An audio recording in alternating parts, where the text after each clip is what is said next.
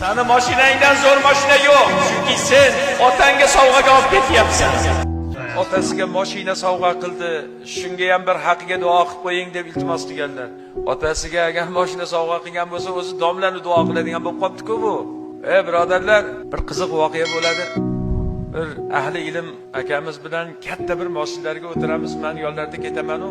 Betonkada bir Cobalt, oq Cobalt bantiklar qilib qizil bantiklar o'rab qo'ygan Cobaltga, orqasiga oldiga otajonimga deb yozib qo'ygan. Birdan haligi bolani quvib qolsa, yonimizdagi ustoz, "Hoy, ta'sir, ta'sir, shoshmang" deydi.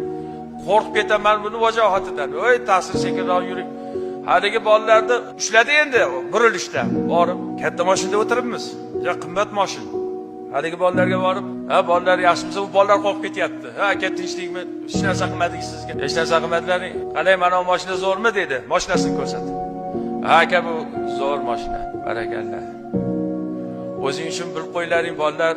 Hozir senlarning oldingda tiz cho'kishga tayyorman.